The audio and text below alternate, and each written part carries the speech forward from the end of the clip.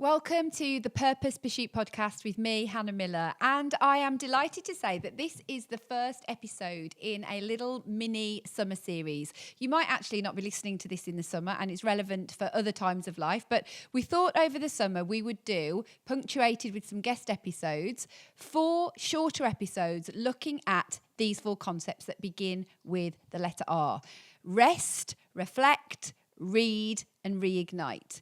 And this is the first episode in that mini-series. We're going to keep them shorter, sweeter, very practical, punchy, all that kind of thing. And we're looking at rest again. But we're particularly looking at the idea of rest when we actually haven't got the time or the money or the space or whatever it might be to have a full break. Or even if you are having a holiday, how do you keep the idea of rest and relaxation in your life when you're busy and you're doing normal life? So it applies to all of us because at the time of recording, I am just about to go on holiday, but I've just been through quite a long period without one, and we need to find ways to have rest, relaxation in our life, even when we're not going on holiday. And you might be able to hear the plane going over the top of my head, not actually literally, but some people are just off on their holidays as we're listening and we're making this podcast. So this topic of rest is about how do we do it when we're not getting to go away or when we're in one of those normal periods. Okay, because I think it's so important that we don't just live for when we're on holiday. I cannot get my rest needs met just from a holiday. Having said that, I have just said to Matt, our podcast videographer extraordinaire and producer, I am so ready for my holiday. I am so ready for my holiday. So I feel like I'm being a little bit hypocritical here, but I have been all this year learning more about what does it look like to build some types of rest and relaxation into my everyday life. And this is for you if you feel like you're a bit burnt out and you really can't see a way out because your holiday's ages away. You feel it, or you are sick of holiday being the only way for you to recover. You feel guilty when you think about rest. You have forgotten what rest is or even how to do it. Or that you feel like you are getting trapped in this idea of your worth coming from your productivity. And so that is a dangerous place to be, which I have definitely been guilty of getting to, because then we just don't know how to see rest as anything but almost like we're doing something that's not productive, it's not important, and we're only allowed to do it if we've done our work first. And we've got to see rest as a productive thing. Rest is productive. It's part of the productive cycle rather than it's this thing that we do when we haven't got it in us to actually get important stuff done. I want to start with just a little bit, a couple of stats actually, and what's going on with the whole rest space and why this is important.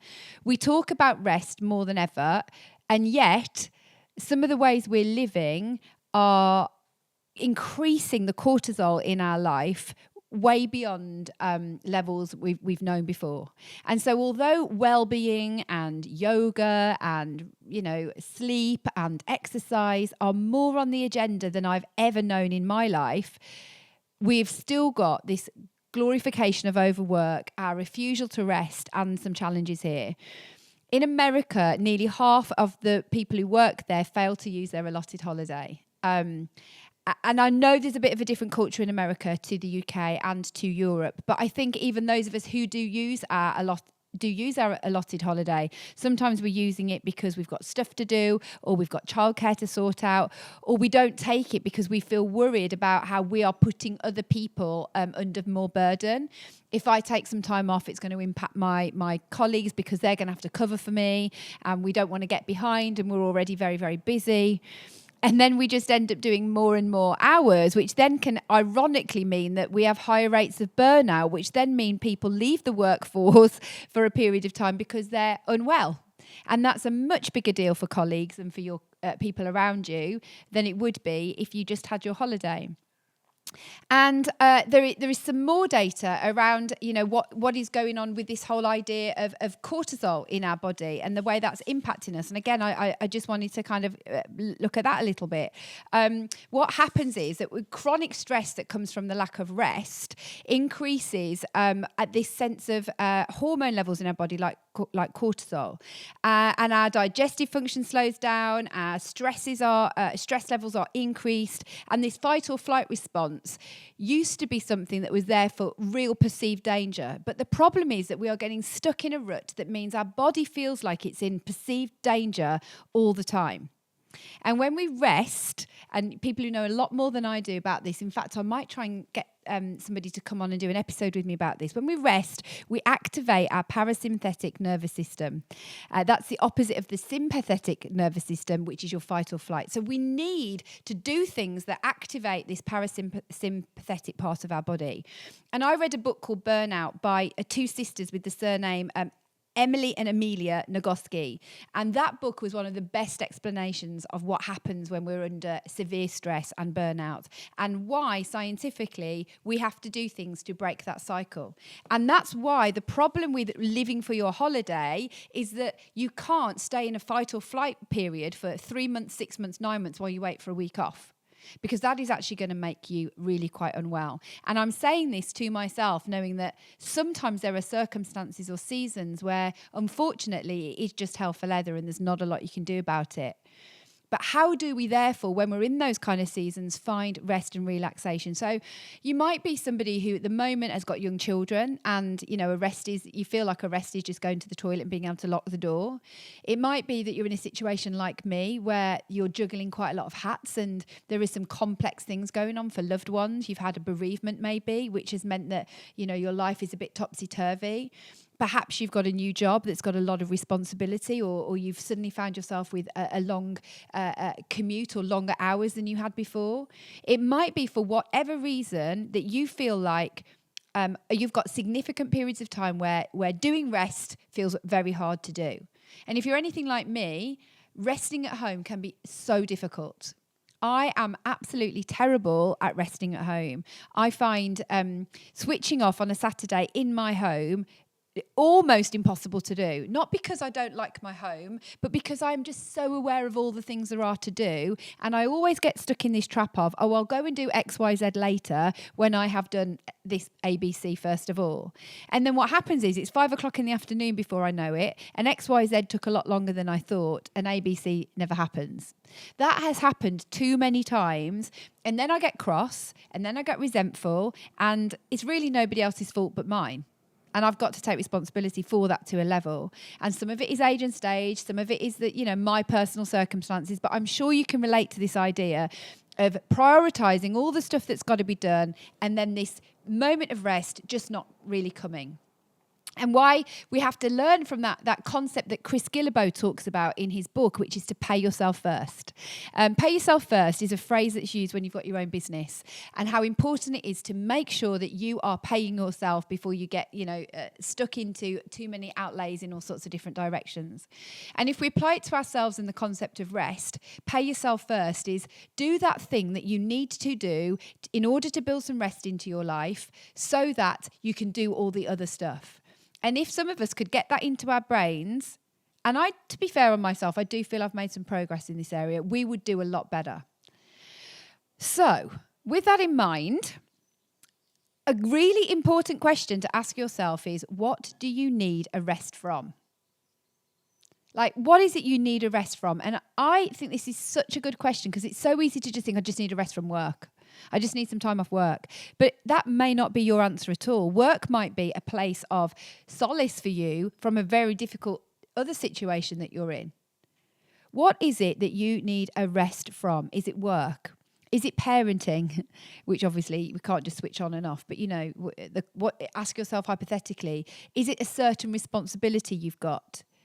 Do you need a rest from a way that you think, like maybe you are full of parent guilt, or you are an overthinker, or you are somebody who self-sabotages, or you have a fixed mindset, or you have imposter syndrome?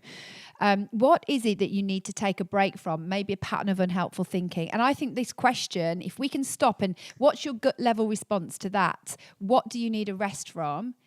Then that will give you some clues as to what you need to think about prioritizing. So if you do nothing else, stop and think about that question. And one of the ways you might want to look at rest is this really nice idea of taking a break from something that you think or a type of behaviour that you have, which is exhausting. So Laura was doing a bit of research and she came across this article about a woman who one day a week takes a rest from beating herself up with guilty thoughts about not being a good enough parent. And it's almost like she wakes up on that day. Obviously, it would be great if she did this every day, but, we're humans. And she says, right, I am not going to do that today. Not all day, one day a week. It's like a Sabbath break from a type of thinking which is really not good for her. And I wonder what it is that you could take a rest from. Laura said she'd like to take a rest from feeling guilty about when she's having a rest and when she actually just embraces having a rest and allows herself to do that. I think I would like to take a rest from some of the tabs that I've got open in my brain that feel like these unending large things that I'm constantly keeping ticking over. I feel like I want to take a rest from that. And you're going to have your own thoughts around what that might be. It might be a specific piece of work or responsibility and so on. And how do you give yourself a rest from that, even if that rest is for an hour or half an hour or 10 minutes? Then another thing I want you to think about are the types of rest that you can have. And I'm just going to rattle through these quickly because we've said we're going to keep this a short and punchy episode. But there are types of rest.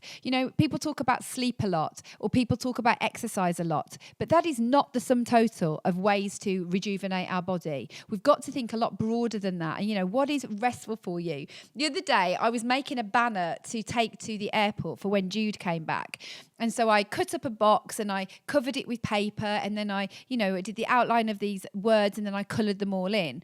And part of me was like, oh, this is such a time wasting thing. It's going to take me 2 hours to do and I've got better things to do with my time than colouring, things. But I really wanted to do a banner and to make a big fuss because he's been away for 6 months. And just to be clear, if you're listening for the first time, I don't do that every time someone comes back from the airport. It was a long extended trip and I hadn't seen my 19-year-old son for 6 months. But do you know what? I quite enjoyed it. My point in telling you this, it was a bit of creative rest. So one type of rest is creative rest. And I sat and coloured in all of these things and I found all the flags of the countries that he'd been to and I printed them all out and I stuck them all on. And I actually found myself thinking that was quite a restful activity. Don't have time for this. There are a million other things I should be doing, like mopping the floors and doing the washing. But actually this was quite replenishing for me. So one type of rest is creative rest. That could also include nature. It could include music and all sorts of things that involve reawakening your awe and wonder, something that will stimulate your creative juices. Another time of rest is physical rest. That it doesn't have to just be sleep. Another yes please in the physical rest would be massage or yoga. I go to my chiropractor once a month because I've had a lot of issues with my body. But it is also, as much as sometimes she's flipping brutal to me, there is a part of it that is physically restful because she does, give my body a bit of a break and it slows my body down. So stretching or napping or yoga or massage or something along those Pilates, whatever it is, they are all physical restful activities, not just sleep. So that's another type. So we've got creative and physical. Mental rest. Oh my goodness. I am craving mental rest. I think that's the thing that I need to do better. If you are like me and your brain is fast and open 100 miles an hour, it can feel like the art of slowing down is so difficult. And I really, really need to do better. And one of the things I've been working on is not filling those quiet moments with fast dopamine activities like scrolling or, other things that are quick to just keep that dopamine going round and round and round, and instead slowing down and using my Kindle or going for a walk or something like that instead. Emotional rest. This is a really good one. Really, really good to think about. This is about expressing your emotion. I'm good at that. But it's also about setting boundaries. Not so good at that. And stepping away from a draining situation. It's about allowing yourself the time and space to process and regulate your emotions.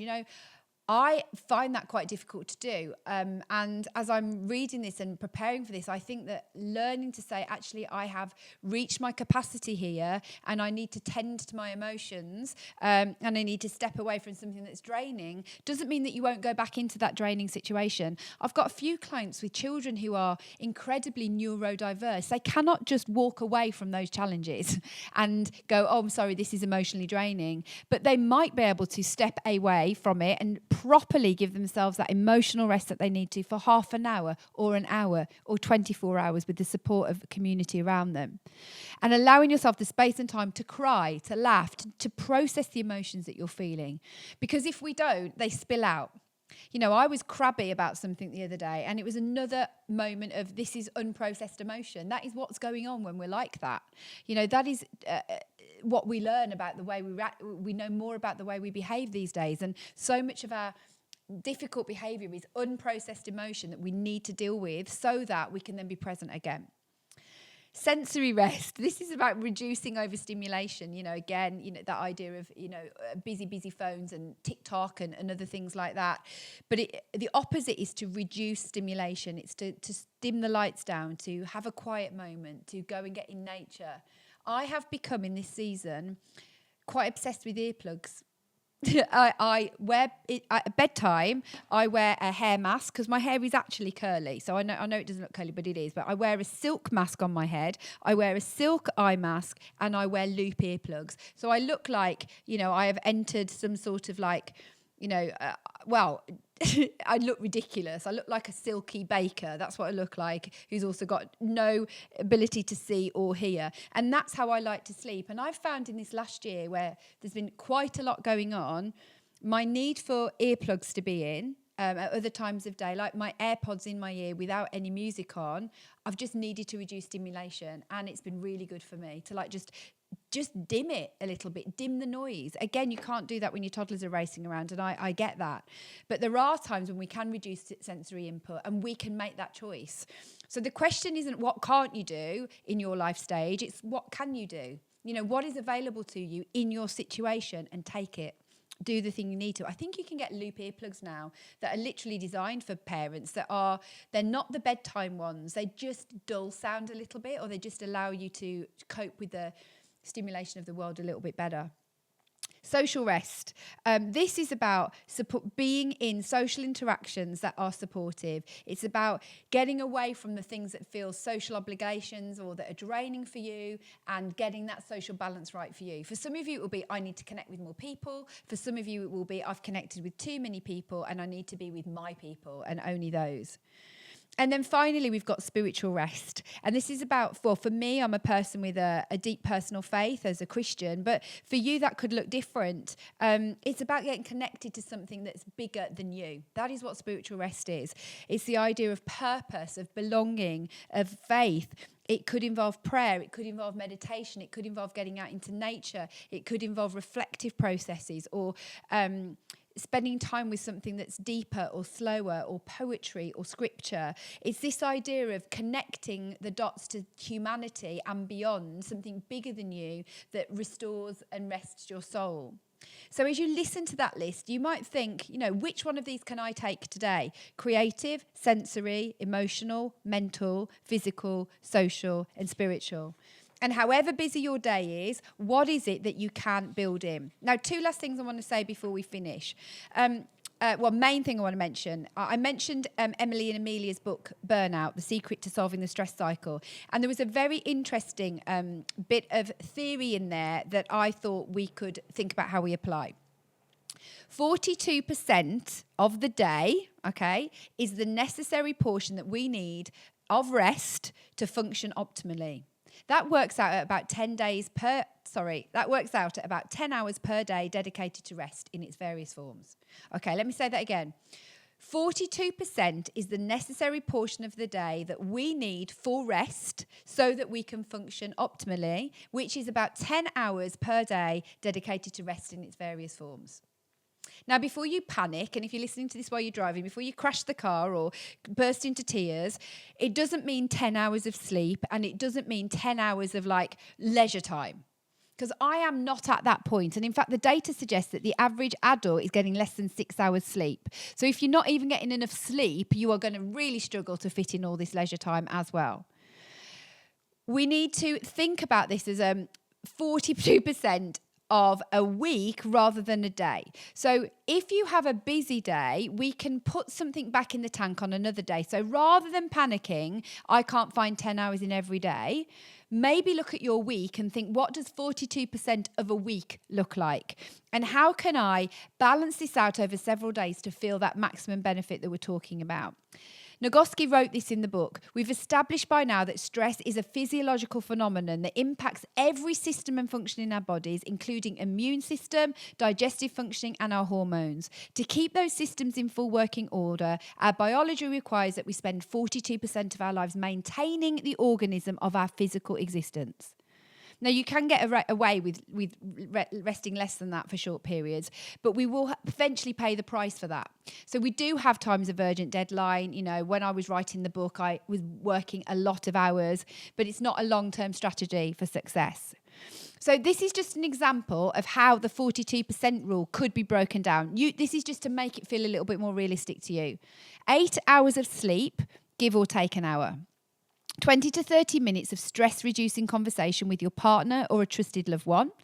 30 minutes of physical activity. By the way, that doesn't have to be exercise. That could be dancing in your kitchen. It could be going for a little walk. It could be 30 minutes of paying attention to your food. Now, that's a really interesting point, paying attention to your food, not shoving food down your neck, standing up at the kitchen counter, but properly being part of I am present with the making of my food and the eating of my food. So we can redeem activities and make them more restful with our attitude, with our mindset, the way we sort of see that activity. And Laura and I have been talking about how terrible we are at actually having a proper break, partly because we work from my house and we stop, we have a chat, and we do chat throughout the day. Like we aren't awful, you know, workhorses. But do we have a proper rest in the day? Well, often we don't. And we're going to try something out for the next little while. We're going to make some cards with some 30-minute wildcard activities on them, and we're going to have a go at doing them, like whether it's some stretching or going and picking up our phone and using it meaningfully to connect with a friend, going for a walk in nature, having a conversation where we talk about something that we've read, or we go and read a book, or we go and sit and journal for half an hour, or go and drink a cup of tea outside in the garden, or go and ask for some help from somebody else. So we're going to make some like little cards, and we're going to try and do a better job of this by gamifying it a little bit. And thinking, how can we build in these? Like, even if we only do it for 20 minutes, how do we just take a proper break, change our environment, restore our brains, and not see that as this, you've just wasted 20 minutes, but instead I have given my body, my living organism, what it needs so I can go back to the stuff that I have to do. So as I bring this into land now, this episode on rest when you're busy, I hope it's helped you see it a bit differently. What does the 42% of a day look like for you? What can you redeem in your day and make it feel more like rest? What kind of rest do you need? What do you need a rest from? And what are those tweaks that you can bring into your everyday that feel good for you and feel redemptive and restorative, that actually are restoring your body, restoring your mind, restoring your nervous system, so that you are not just living to cling on for the holidays. One thing I've started doing is I've started going open water swimming with my friend Jo. We don't go as often as I'd like to, but we've started going about 4:00 on a Friday, and it is such an amazing way to start the weekend. It's such a good end of work, beginning of weekend feeling that it's been massively good for me to fight for that time and to do it. So what's your version of something at the end of the working week if you're somebody who is in paid work? What's your version of an hour where you go, right, that's the end of this and the beginning of this moment? And I really hope that you can find it and that you can fight for it and find different ways to build in bits of rest into your day rather than living for that long extended rest that comes from a holiday. Lots of love. Enjoy your summer.